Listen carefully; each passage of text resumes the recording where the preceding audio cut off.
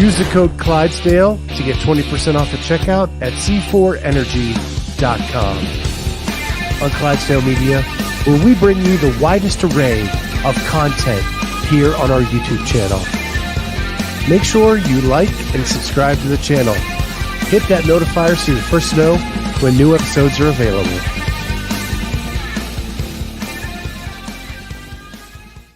What is going on, everybody? Welcome to the Clydesdale Media Podcast, where we are doing a series from the Legends Championships, where we are interviewing all the champions of the Elite Division. And with us today is the 65-plus champion, Denise Moore. Denise, thank you so much for joining us. It's my pleasure. So I'm going to get the tough question out of the way off the top. You're a CrossFitter, yet your Instagram handle says girl golfer. So is it two loves? Is it seasons of life? Why do we have girl golfer? To answer that, it's basically been a progression of my life. When I was in high school and college, I played softball and volleyball, and then my dad loved golf.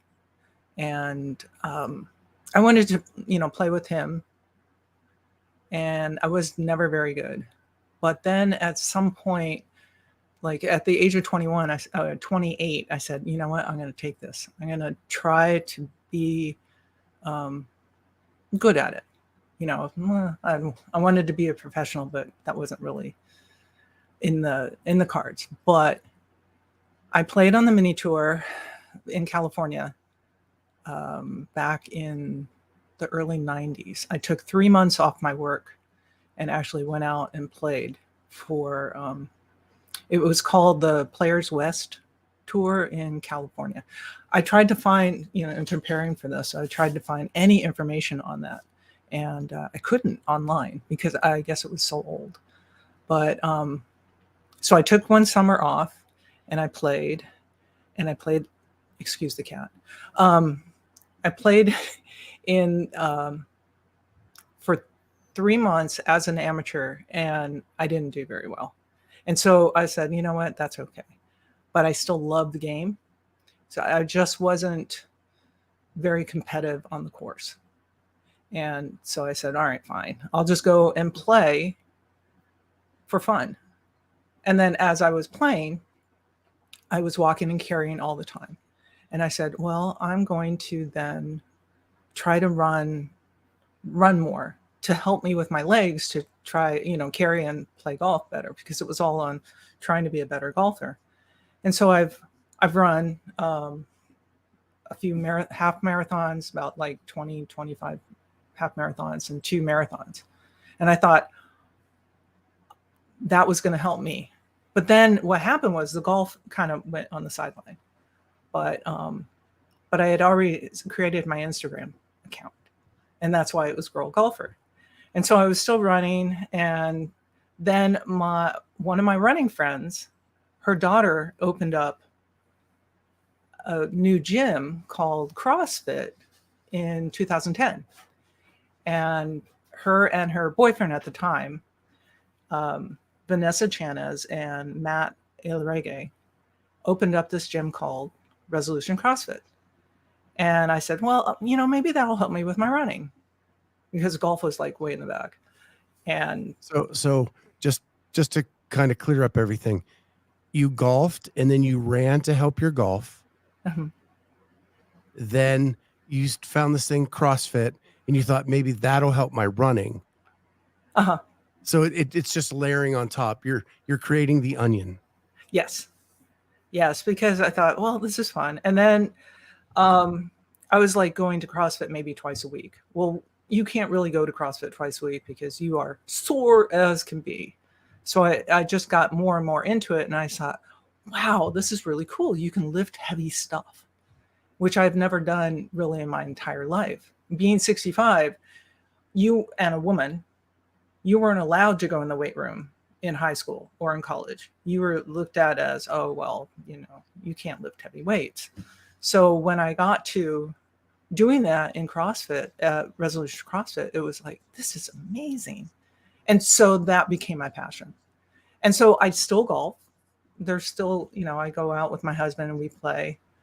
We played on Christmas Day.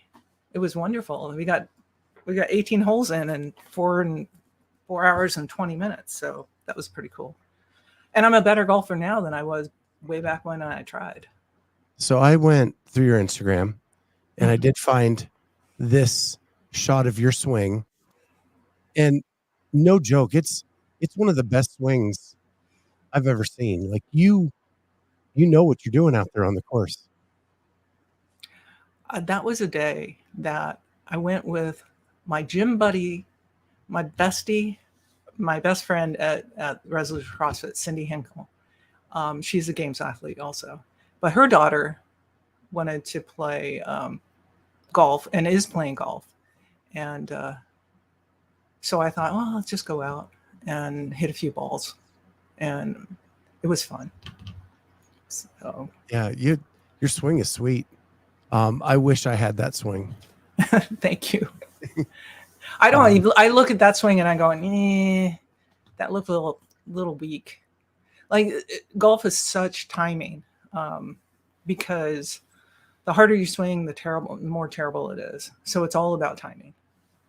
And yeah, I played way too much baseball and softball before I started, that my swing looks like a baseball swing trying to fit in a different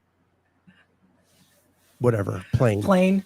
Yeah. Well, you probably hit it to the right a lot, because my husband grew up playing baseball, and his thing, he played baseball, and well, he still plays baseball.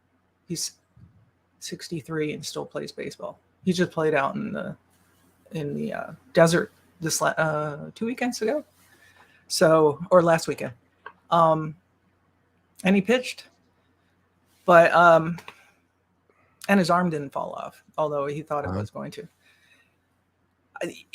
I helped him with his swing, and baseball players have this really outside in swing because that's the way they go. They kind of go outside in, and golfers really need to go inside out.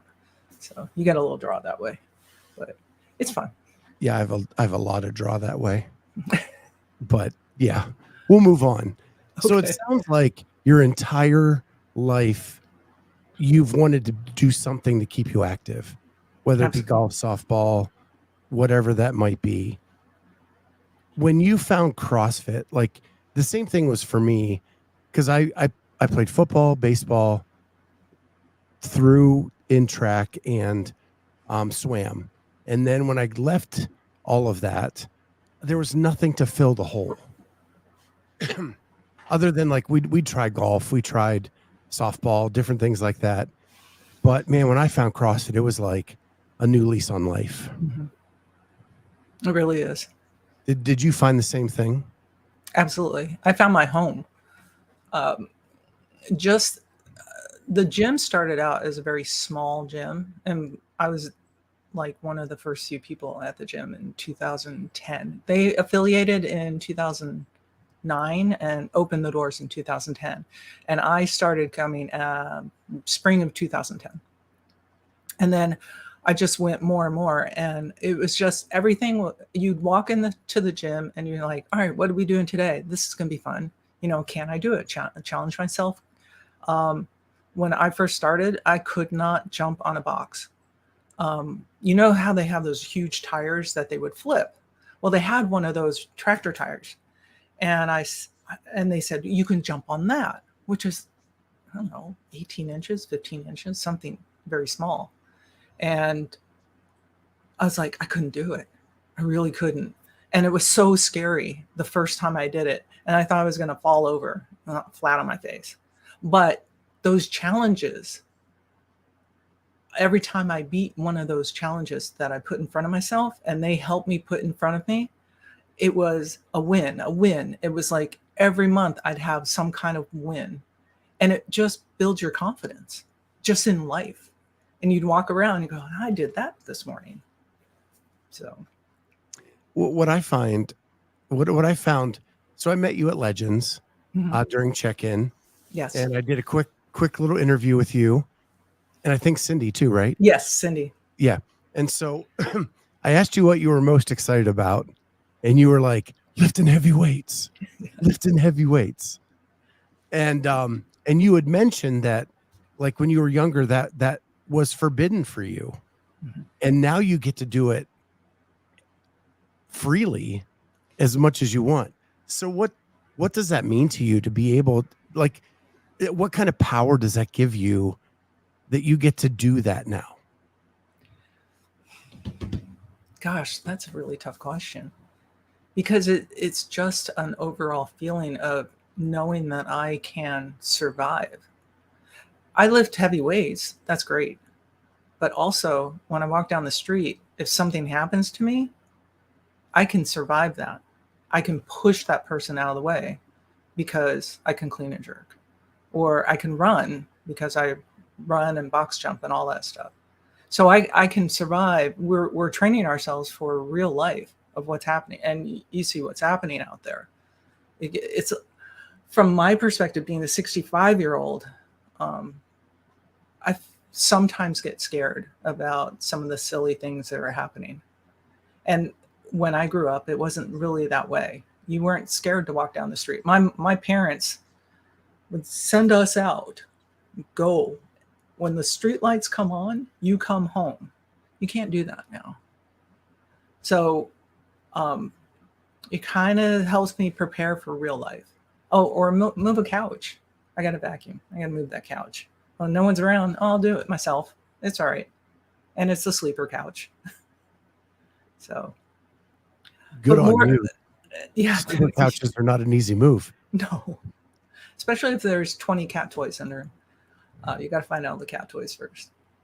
But just the fact that I'm 65 and I'm still getting stronger is amazing me, because I'm still hitting PRs. Like during the Legends had a 1 rep max snatch during the qualifier, and you did it.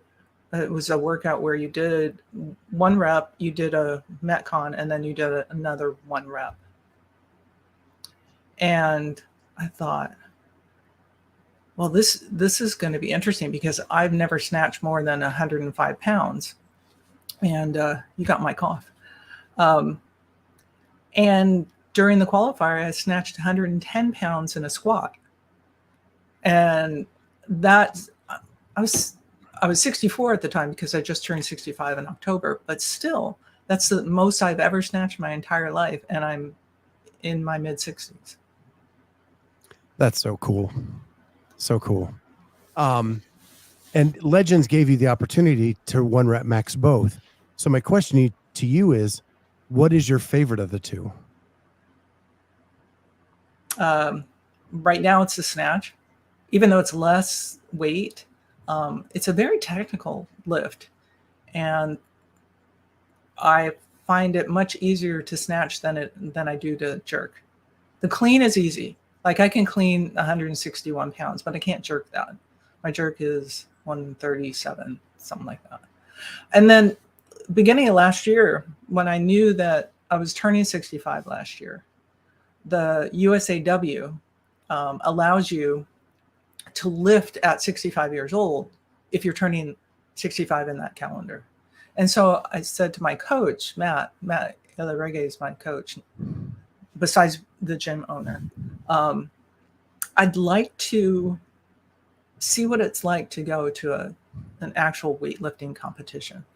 It looks so fun. When I was a kid, I would watch them in the Olympics and say, that is amazing. You know, I love doing it. I bet I could do it. And I would watch weightlifting as a child, as a young girl, every year that the Olympics had it. So that was a big interest of mine, knowing that I would never be able to do it, because at that time, women didn't really do that. So this year I was able to compete and go to the NAO North America Open Series 2 up in Pleasanton.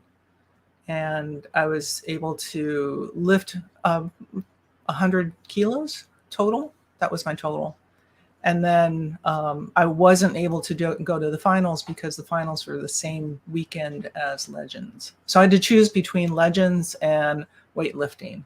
And Legends won out because I just turned 65 and CrossFit right now was the emphasis. So, and I'm glad I did it because I ended up podium. So it was good. So I'm getting a reading that my internet is lagging a tiny bit. Hopefully it'll come back. It usually does, and it has just now. Thank goodness.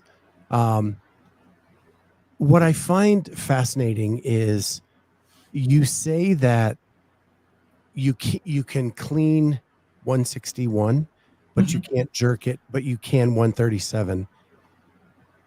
Like 15 years ago, if someone told you you're going to be able to lift a small woman over your head, like, would you have ever believed that? Like, I think when we're in this space, sometimes the numbers, you roll them out and you throw them out there, but my goodness, like that's a regular sized woman you're lifting over your head.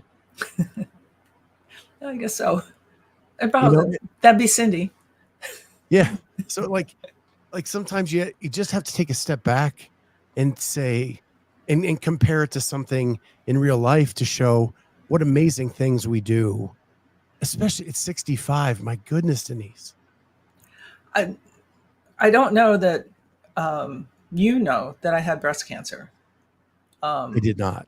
Okay. Well, there's a ton of health issues that I've had, and I can go through them all if you want. Like when I first started CrossFit, when I walked into the gym, I couldn't lift a PVC pipe over my head because there was another thing that was going on. When I was running, I thought, oh, my shoulder hurts. And I thought running was ruining my shoulder too. So I thought, maybe it'll help my shoulder. Well, I had a frozen shoulder. And so it took 2 years just like hanging from the bar, doing PVC pipe. I couldn't rack just a regular bar. So I always had to do things with just the PVC pipe. And when I went to the doctor to try to get this diagnosed, they took an x-ray and they said, there's nothing anatomically wrong with it. And they just sent me on my way thinking, oh, I'm just a woman, you can go on. And I was 50. I had just turned 50, something like that. And I'm trying to remember exactly, but I also had my gallbladder. I've had like 12 surgeries over my life. So that same year that I had my gallbladder taken out. So that was more of a emphasis. But then after about 2 years, it finally, worked its way out. We didn't do any surgeries, how they go in and they just like manipulate it to break up that scar tissue. But it finally broke up. CrossFit helped me break up that scar tissue by just hanging from the bar and just keeping going every day.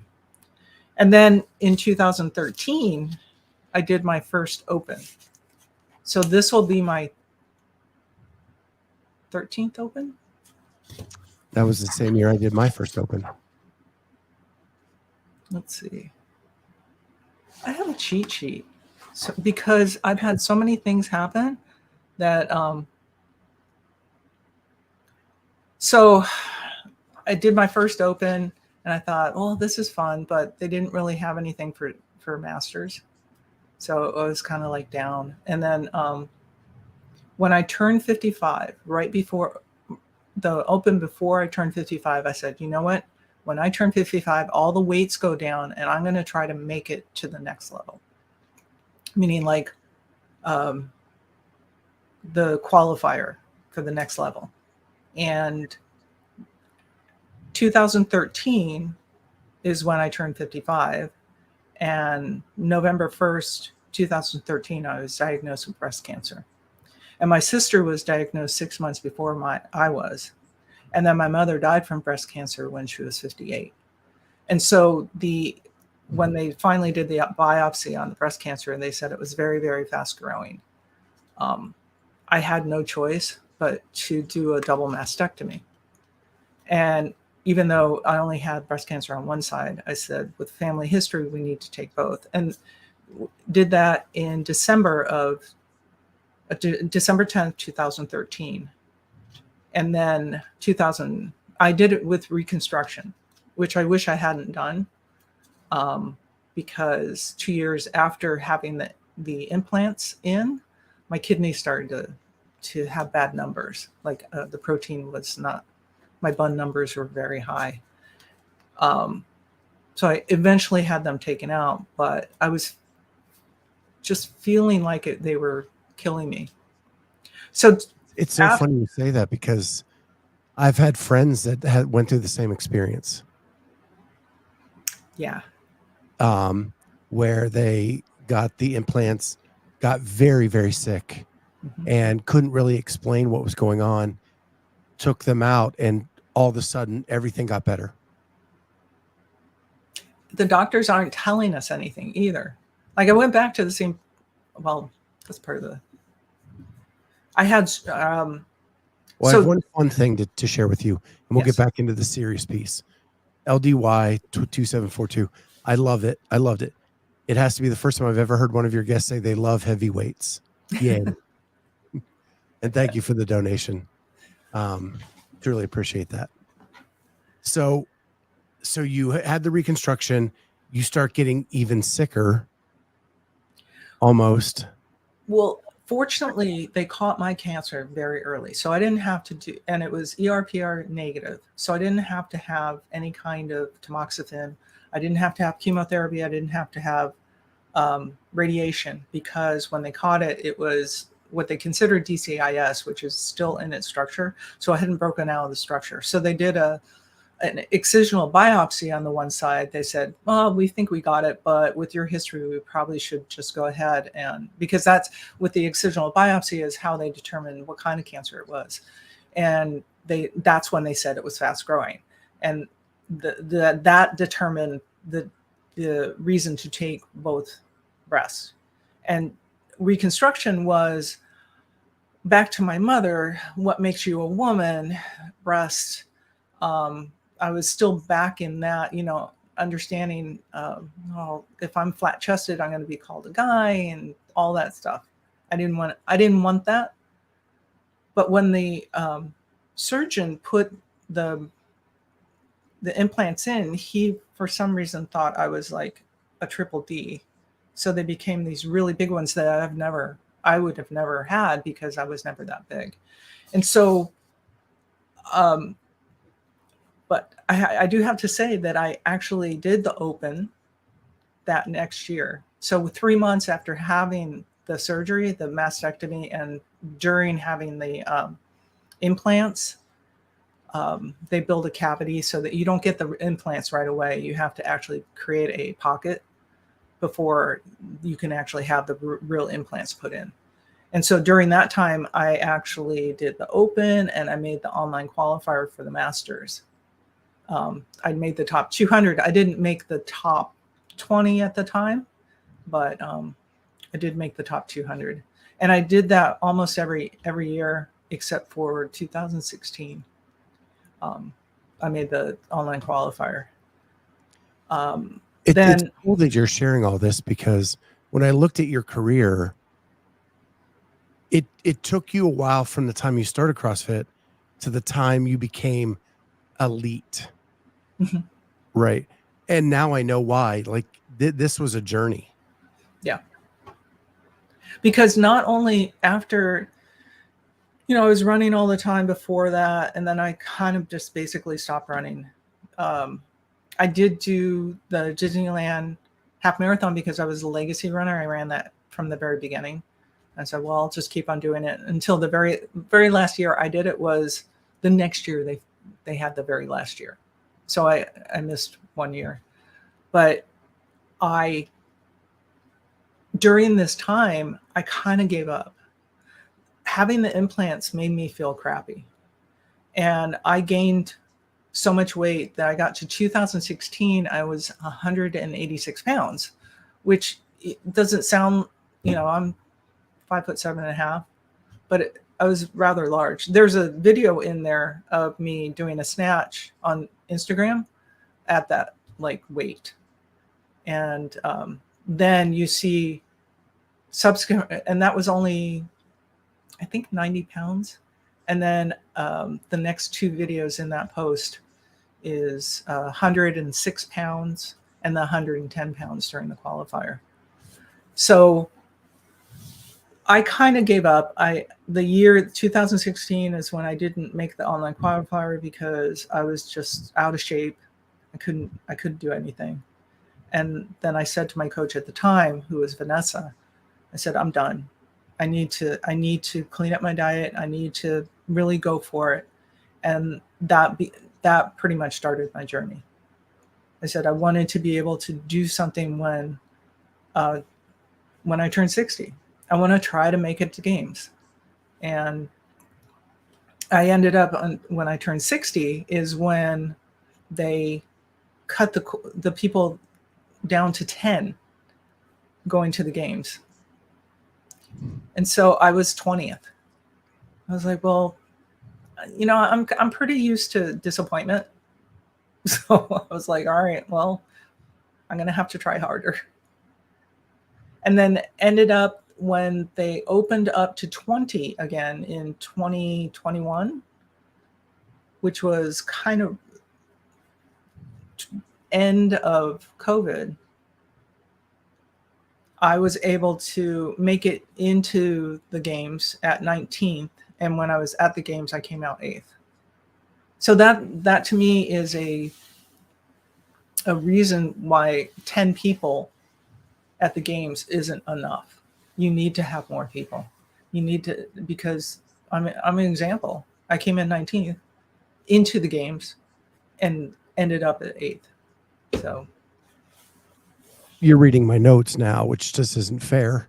Oh, I'm sorry. I was going to get to that, but no, I'm trying to find the snatch video. But you have a lot of snatch videos. I know it's funny. Do you know how far back it was? Yeah, it was just recent because let me find myself. Was it before like did put the Legends posts?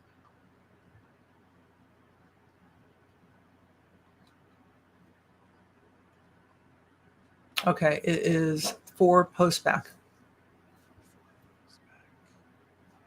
Oh, okay. I will bring it up on the screen.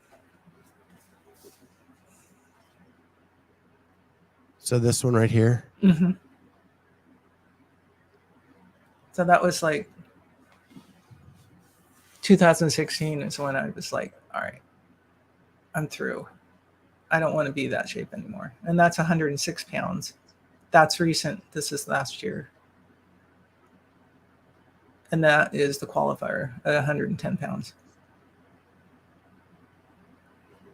You weighed 110 pounds? No, that was the weight. Okay.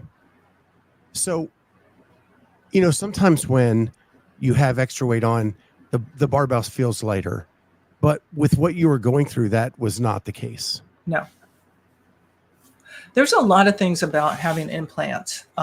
If I would ever approach anybody that's having a mastectomy, I would try to steer them away from having implants because, it's bad enough they have to scrape out all the breast tissue because of the cancer, but they also cut your pecs to put the implants underneath them. And I was always afraid that, even doing a chest to bar, of hitting my chest and having one of them explode. I was in a car accident just a few months after having them put back in. You have expanders and then you get the real ones in. And one of them started leaking. And they couldn't find that until 6 months later. So I had to have one leak for a few months before they took it out. So that probably didn't help because they were silicone. So with the cutting of the pec, what about like your pushing, like push-ups? Yeah. Did that it's bad. affect that? My bench is only like there. I can snatch 110 pounds. I can only bench 107. That's my top. And it hasn't come back. It's getting there because I had the implants removed December, the end of December of 2022. So it's been just a little bit over a year. Okay. And then prior to that, at the beginning of 2022, my shoulder got so it was the same shoulder that I had frozen shoulder in. It was so bad that the pain, I had PRP done before the games in 2021. Went to the games. It never got better. It just got worse and worse and worse. So finally, in December of 2022, I had shoulder surgery. They were thinking that maybe I had like a torn, they had all these for the MRI. They were like, oh, you have a torn this tendon and a torn that tendon. And when they ended up getting in there, it wasn't torn. It basically, I had major arthritis that they scraped out, a bone spur. They removed my bursa sac, and my rotator cuff was frayed about 15%, and they shaved that off. And for about 6 months after that, my shoulder hurt for a while. I had the shoulder surgery, and I ended up doing the 5 weeks later. I did the open with wall walks. You were such a CrossFitter. And I made it. I made it to the next level too. So in 2022. But it took about 6 months for the actual pain of all that, the scraping and all that, scraping out the bone spur to dissipate. But once that was done, I was like, oh my God, this is fantastic. And do you believe that that was the cause of the locked shoulder in 2010, that you mitigated that for a while by stretching it out, opening it up through CrossFit, and then they finally fixed it in 22? I think, I see, I'm not a doctor, but I believe that frozen shoulder is basically impingements or scar tissue that has been built up. The arthritis is on the bone. So I think they're separate. But my family has a lot of arthritis. I only have arthritis. I only had arthritis in that. Like my knees are good, knock on wood. And all my other, like my fingers are good. You know, some of my family members have the big knuckles and all that stuff. So I think it could be possible that the frozen shoulder got arthritis in it because of the scar tissue that was there, that was just developed. So let's go back to the breast implants. You're feeling awful. You decide to have them removed. At what point, and you said that you were ready to give up. And so you have them removed. Do you instantly feel better? Does it take some time? And at what point do you realize, hey, I can go back to doing this? I mentally, so I competed in 2022 at Mayhem, Legends at Mayhem, because this is my 5th year. And that year, that was not this last year, but the year before, right? I was feeling so sick. And, you know, I tried to compete. I basically felt like I was in sludge. And 2 weeks later is when I had the implants taken out. And about 2 weeks after that, I was like, I can breathe. Like I would always have, anytime you run, because the pecs are on top, you start running, the implants get pushed into your chest and you can't breathe. It like shuts down your lung capacity. And so I run, I was like, oh, wow, I can actually breathe. It doesn't feel like I'm wearing a weighted vest all the time. And that's what it felt like. It was like live with a weighted vest on your chest, but just on your chest, not on your back. So to answer your question, it was incrementally felt better, better, better, better. I always will have scar tissue though. So I always feel this scar tissue, a little bit of a pull all the time. But then I think that is part of just the mastectomy of scraping out all the breast tissue. So I noticed on your Instagram, you don't even list the 22 legends, which would have been at Mayhem. Is it because of where you placed, or because of how you felt, or it just wasn't something you wanted to remember? Because of where I placed. I think I placed, I don't know, next to the bottom, and it was just a really bad experience for me. And it was a good experience because when I got there, I got to see all my friends. The women in the 60 plus division, so 60, 65, all above that, majority of the time we know each other. We've been competing next to each other for a long time. So I knew a lot of, like at Legends, I knew a lot of the 60 to 64 ladies. I have just aged up. So it was fun seeing them compete, like standing on the sideline and watching them compete. And so going to Legends at Mayhem was great, because also I said, well, I'm not feeling that good. I'm going to make the best of it, and I'm going to help volunteer. And so Patty McGill and I put down lines on floors. We put stuff out. We just helped them set up. And it was a really good experience because we got to meet Rich, we got to meet Rory, and they were really nice, and it was fun.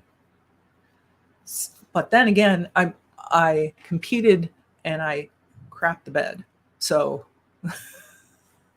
and just so people realize, I'm going to read off a couple of your finishes, that it's not typical for you to finish next to last or whatever it was, because I didn't even look it up. 19 legends first, 20 legends second, 21 legends third, 21 CrossFit Games eighth, 22 MFC first, 23 legends first. You get old, you get more opportunities. I think it's more than that. I think it's you're really fit. So now this is your first year in 65 plus. Yes. The field has been opened up from 10 big time for the games this year To 20. For Correct. 65 plus is 20. So is this your go year? Yes. Right. I'm certainly going to try this year to go. And what's the goal at the games? Because you will be in the youngest in that bracket now. Well, keep in mind there are two other ladies that are amazing that I know of, not just off the top of my head, that are also aging up, and that's Patty McGill and Susan Clark. And Susan wins every time she goes. You think Susan's good? She's amazing. She's so won nice like 8 too. times or something. And it's funny, all these ladies are so nice. I love Patty. I love all the ladies. They're amazing. We have a push that we're going to hope to eventually have a 70 plus. And so that you'd have 65 to 69 and a 70 plus. And I think we will by the time I'm 70, I hope. Because I don't want to stop.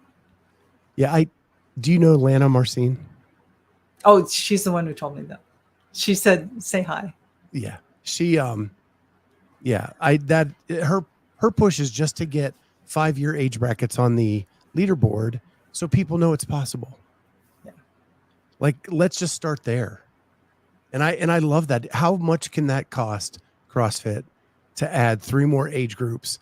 And they're not even asking to come to the games yet. They just want it out there so people know it's possible. I see. Yeah.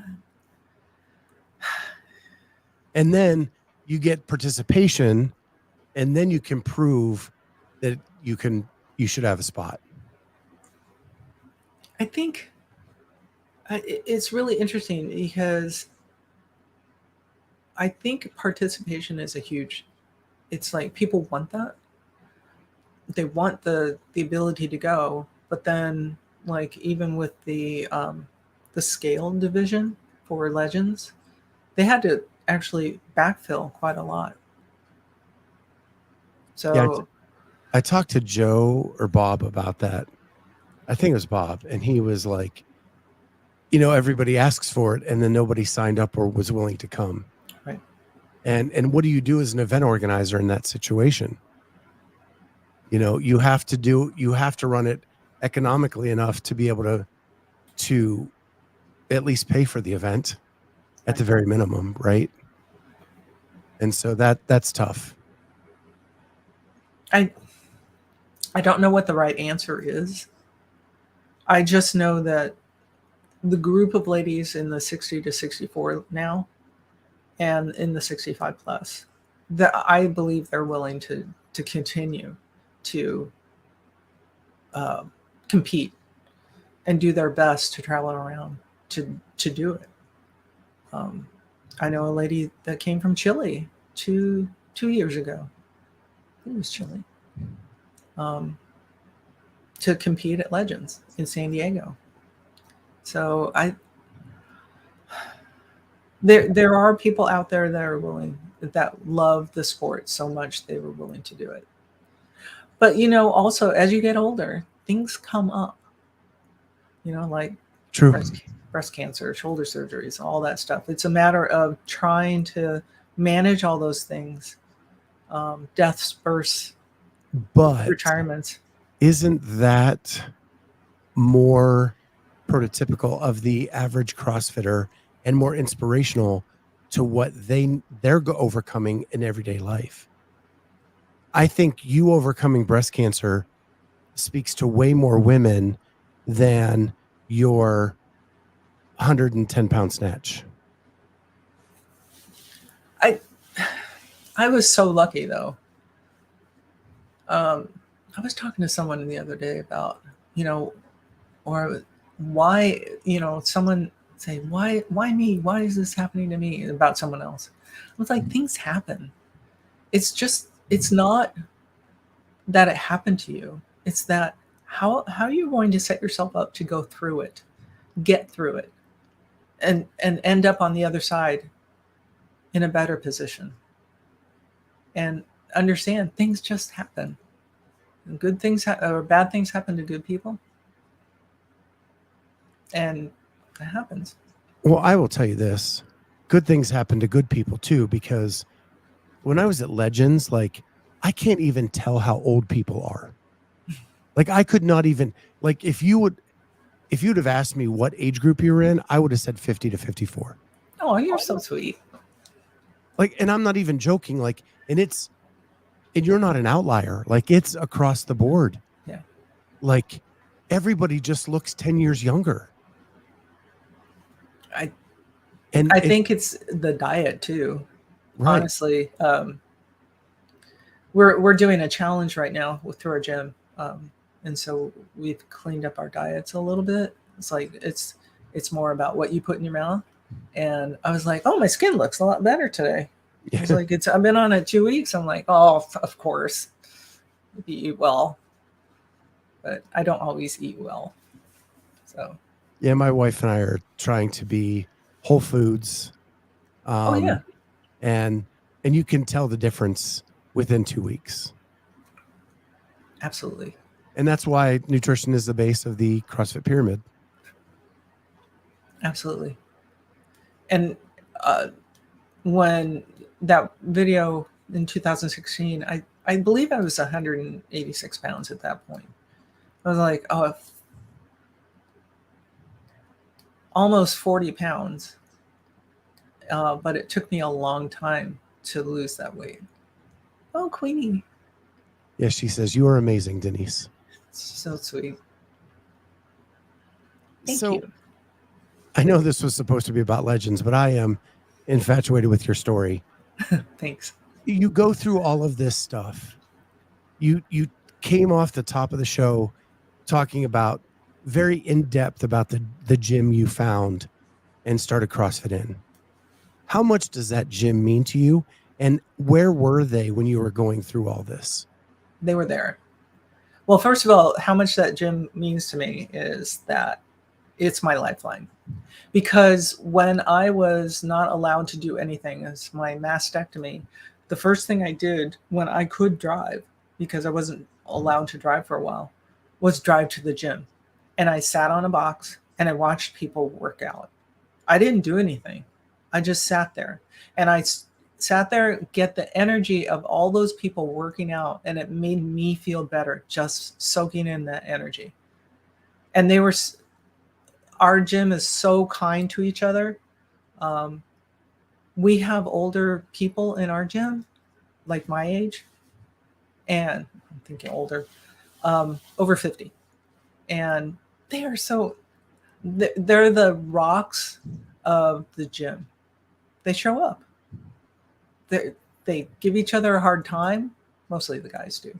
The girls hang together, the women hang together, and they work out together, and they cheer each other on. The guys work together, and they give each other a hard time. That's just the way they are, but it's still positive energy. And so the gym started out real small. Then they went to another gym, another building, and half of the location where they are, and they everyone was so used to working out together when they moved that they put their bars next to each other, and they had this like area that was way open. And we're like, what do you mean we can use this whole area? We're so used to just being like right here. Part of the thing was not throwing your bar on your neighbor. So We went through the same thing at my gym.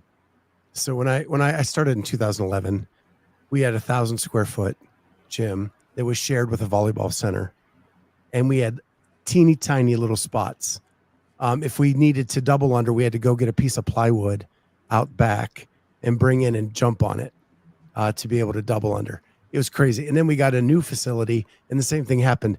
Everybody stayed close together because that's just what the spacing we were used to. Right.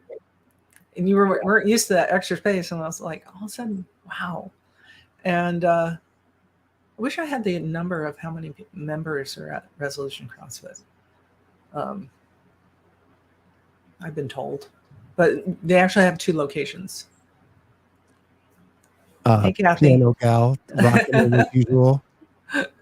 So sweet. So there is, oh my gosh, hey Zazzle. There is another life that I have, kind of.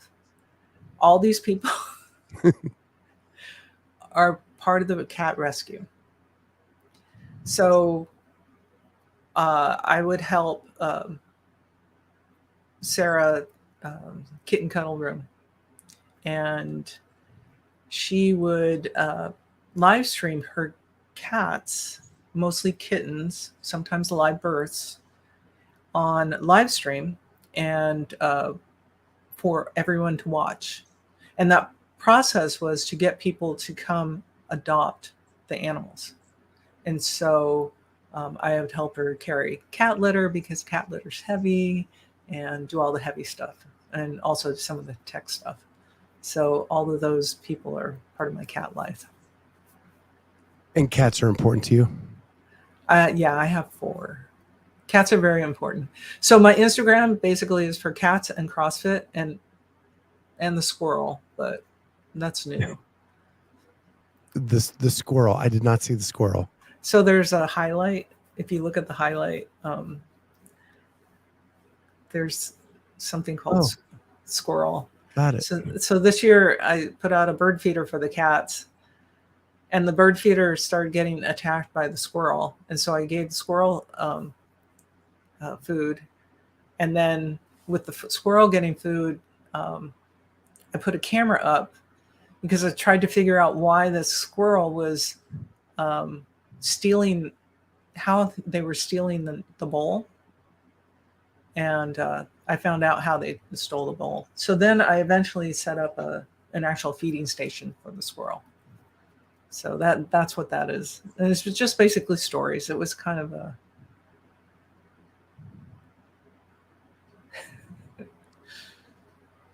that's how he stole the bowl. I was like, how'd the bowl get across the deck?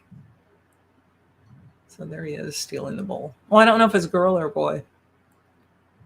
So anyway. That's so funny. When I was a kid, so I grew up in the woods, and out my back, where my bedroom was, out the back window, there were tons of wildlife, and there were these chipmunks, and I would whistle to them, and they would stop and peer up in my window to listen to me whistle.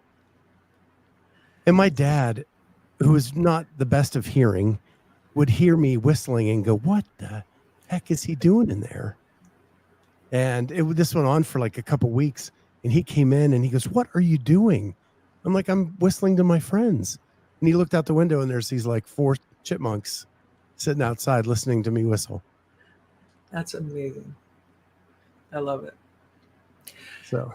So one of the things I did prior to the games was for my shoulder. I thought before shoulder surgery, I did PRP. And one other thing I want to bring up about our gym is that we actually have a doctor in our gym. We have a doctor's office called the Drop-In Doc, Dr. Schulte. And so he did the PRP on me. So I was able to do that. And what's nice about having a doctor in the gym itself is that he could work with my coach and have a conversation saying, all right, this is what we've done medically. This is probably what you should stay away from physically. And they work together. So. That is really cool, because a lot of times you go to a doctor and you mention the word CrossFit and they're just like, what's that crazy? You're doing that crazy stuff? Like, and so it's cool that you have that integration that just makes it simpler. I was afraid that when I asked the surgeon to go in and do something with my shoulder, I basically told him, I said, listen, and this was after the games. I said, I need to be able to get back to competing. And he didn't take my age into consideration. He basically took my physical situation, meaning that how physically fit I was, to try to understand. He threw the age out and said, okay, she's physically fit. This is what she wants to do. Well, let's get her back to it. And it was nice that I could find a surgeon that would work with me on that. So he's good. My friend Jay Birch, Scott and the Chipmunks, the new cover band for Alvin and the Chipmunks. That's funny. And Piano Gal wanted to say that you carried 40-pound bags of cat litter up 2 flights of stairs. Yes. Was it only? Yeah, 40 pounds isn't that much. You're such a savage. I think we did a 40-pound dumbbell snatch a couple of weeks ago, and I was able to do that. I was like, my left shoulder can actually do it. It was exciting. That's great. That's a good sign. Yeah. So when you were at Legends this year, you had 1 7th place finish. Everything else was a first or a second. So we got to work on the swimming. Hey, I didn't drown. And then after that, like, you just crushed it. So when you have a competition where you have those finishes, what does that do for your confidence going into the Open? I'll be honest with you. The finish for Legends sets me up for the year, meaning that I'm like, all right, what I did last year to get ready for Legends was the right track. And so part of it was a lot of clean and jerks and a lot of snatching. And the cardio and the Metcons and all that I got from the class. And so my coach because we were looking at doing weightlifting, we do weightlifting all the time. And then we work on some skills like handstand walk.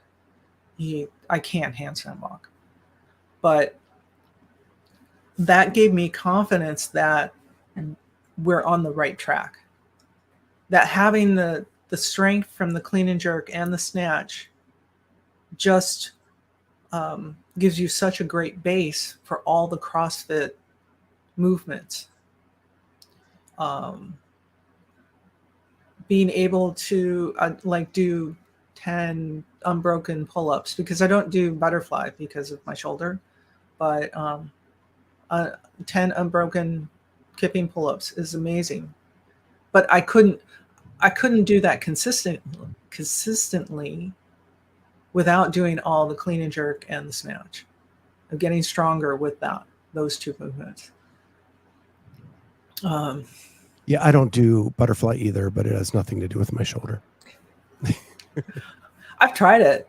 I was like, I look like a dolphin out of water. So, well, it's cool that because all those medals from the half marathons and marathons, you had to have built a really good engine early before you ever started CrossFit.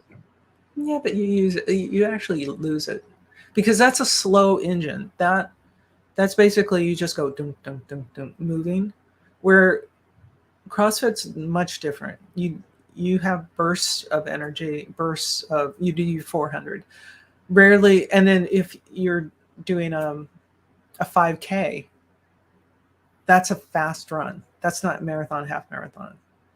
And so I think that the half marathon is more about what I learned on that was a mindset. Because you get through a half marathon, you get bored and you get distracted. And to basically be able to keep your eye on the prize, just continue on. Like, for example, you say, I got the very first workout, I got a 7. I'm like, all right, I'm in 7th place. The very first workout, I have to now go up. I'm like, well, that's me in swimming. And so I just have to keep an eye on the prize and then manage, because I felt like that was managing my deficit. I knew swimming was going to be my deficit. And part of the swimming issue was with having the implants. I always felt like I was going to I had asthma attack. They brought on asthma attacks more.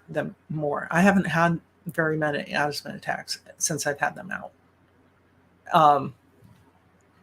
When I competed in 2020 at Wadapalooza, they had to pull me out of the water because I had such a bad asthma attack. I couldn't even finish it. I couldn't even get around the first buoy.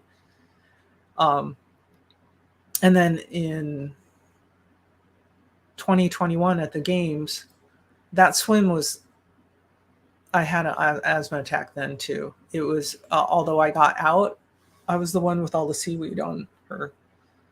I don't know if you ever saw that. I came up and there was just seaweed all over. I felt like I was wearing a headdress. I thought that was just for intimidation purposes. That was me. And so that swim at Legends this year, I didn't have an asthma attack. I almost swam like I knew how to swim. I do know how to swim.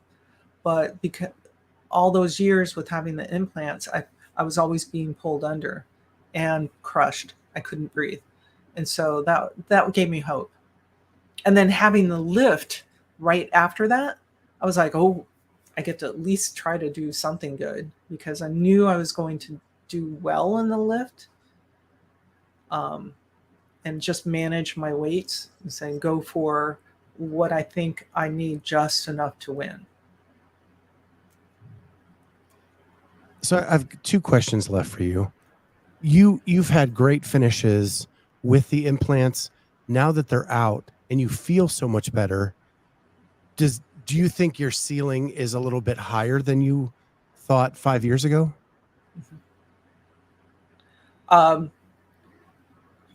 I would have never tried a bar muscle up like I did at Legends.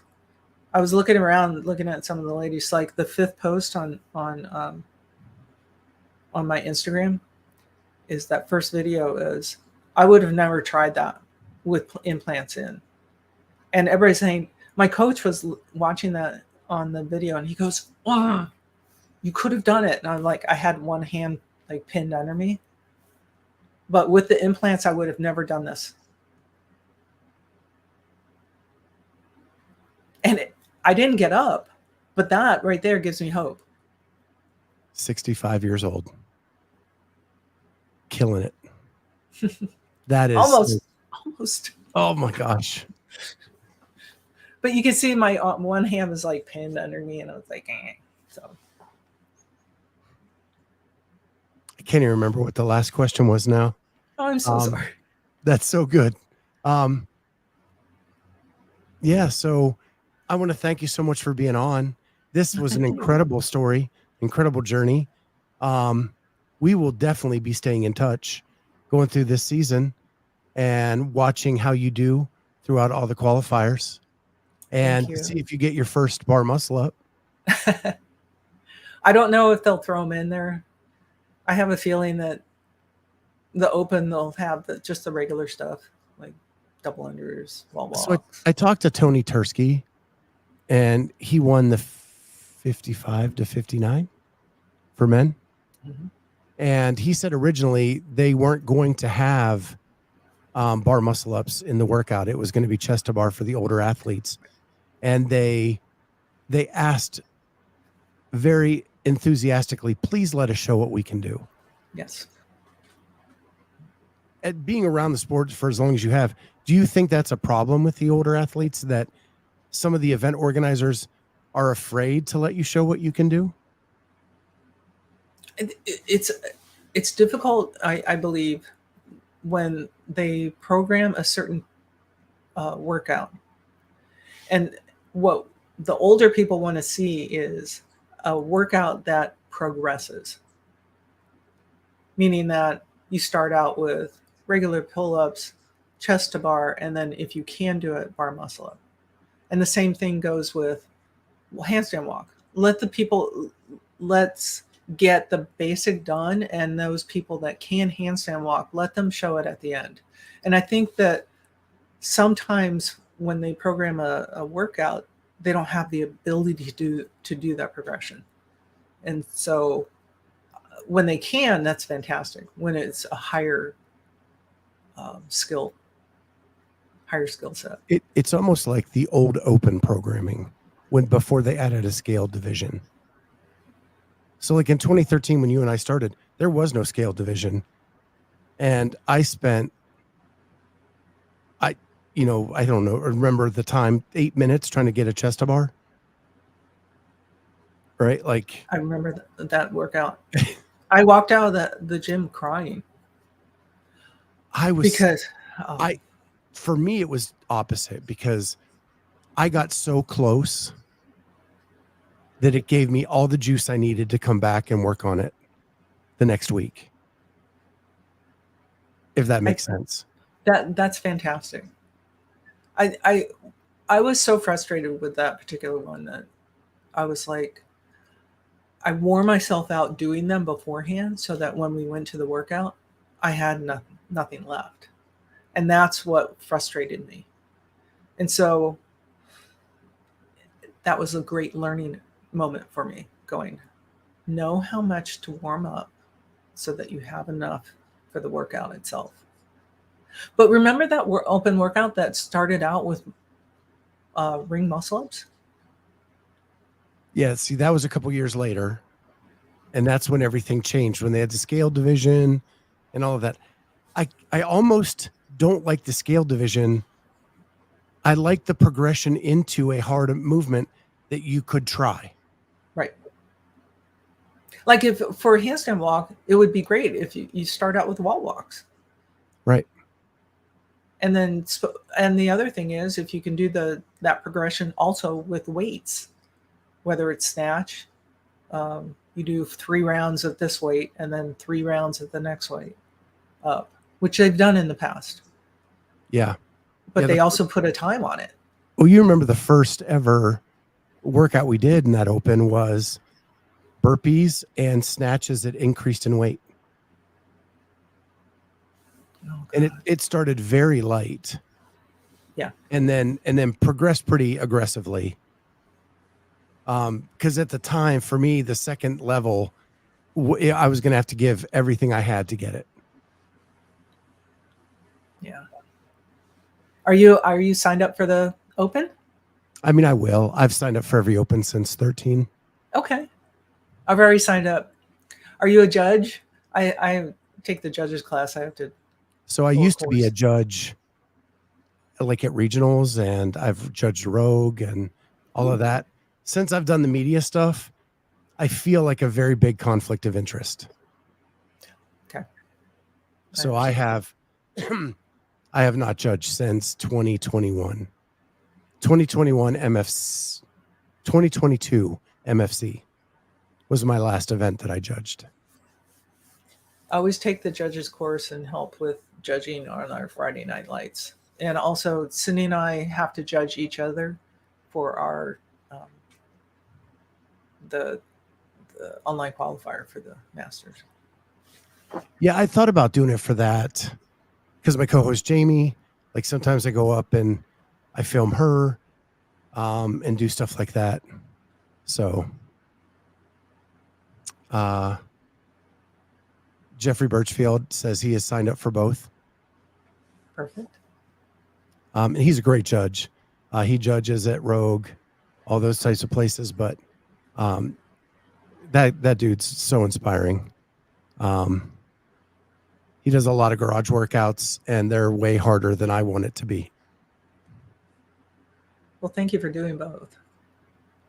So, well, gosh, I could keep talking to you forever, Denise. I'm sorry. You're so easy to talk to.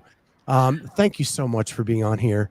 And again, we will follow you through the season and see how you're doing.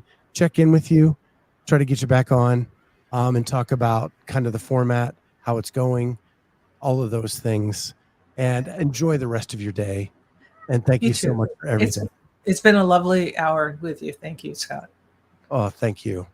Thank you in the chat too. You guys have been awesome. We love you all. We'll catch everybody next time on the Clydesdale Media Podcast. Bye, guys.